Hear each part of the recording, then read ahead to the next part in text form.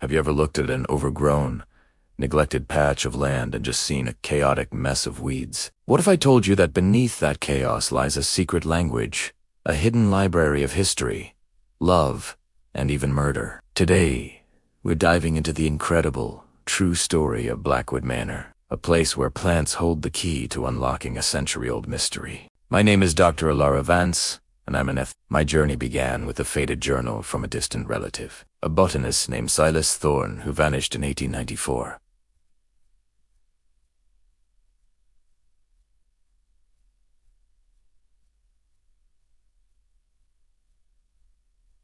He was called a madman for believing plants had memory, that they could communicate history. The scientific community dismissed him, but I found his last message. It led me to this seemingly ruined estate in upstate New York. Developers saw a tear-down site. I saw a living manuscript.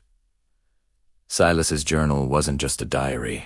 It was a cipher key. He wrote, "The garden is not a wilderness. It is a sentence. Each root is a letter. Each bloom a word. I have planted my confession where no judge can burn it in the soil itself." He wasn't exaggerating. As I began to map the grounds, I realized this wasn't a random collection of weeds. It was an intricate design, a map of a crime scene that regenerated every single spring. For weeks, I lived in the shell of the manor, meticulously documenting every plant. The layout wasn't based on aesthetics.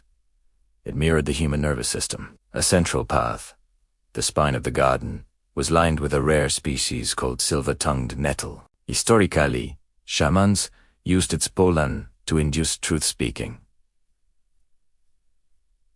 Why would Silas plant a corridor of truth serum? His journal held the answer. He wrote about his beloved Eleanor, who he claimed was murdered. Not died of illness, as the official record stated. He planted arsenic lilies next to the nettles, plants that accumulate poison from the soil. He noted that the nettles were leaning away from the lilies, recoiling from the murder weapon. My heart raced. I dug into the soil where he indicated, and there it was, a thick layer of ash-like soil that smelled faintly of garlic. Arsenic. The weeds were forensic evidence, silent witnesses to a crime. The heart of the garden was dominated by a colossal grieving willow. In Victorian flower language, willows meant mourning.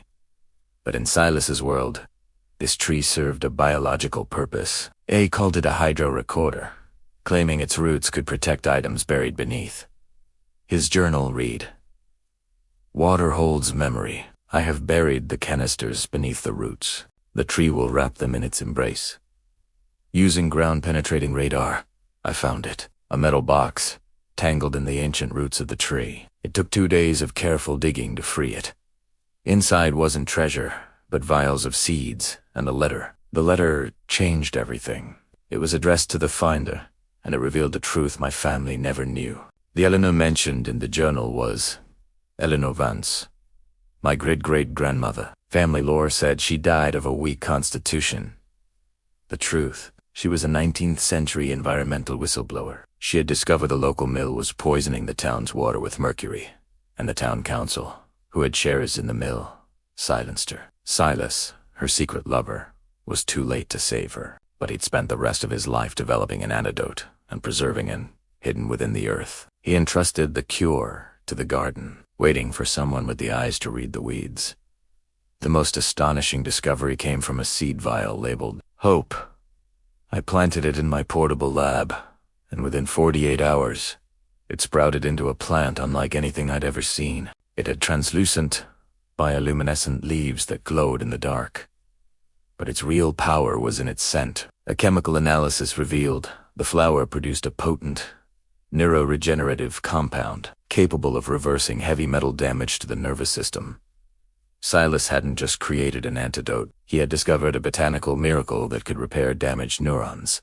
He hid it in plain sight, disguised as a weed, protecting it from a world that might exploit it, waiting for a time when it could be truly understood.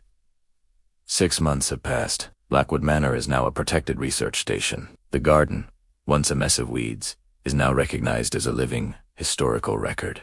The silver-tongued nettles still line the path, a quiet reminder of the truth. But Silas left one final whisper. Near the gate, he planted a patch of forget-me-nots, modified so that when the wind blows, Their seed pods rattle against each other, creating a low, melodic hum. It was a lullaby, the same one passed down through the women in my family for generations. He had engineered the plants to sing Eleanor's favorite song. The world had forgotten how to listen to the ground, but the plants never stopped speaking. They are the guardians of history, the keepers of secrets. And today, we are finally learning their language. Thanks for joining me on this incredible journey. If you were as captivated by the secret language of plants as I am, make sure to like this video and subscribe for more stories from the world of forgotten botany. Let's keep listening to the whispers in the weeds.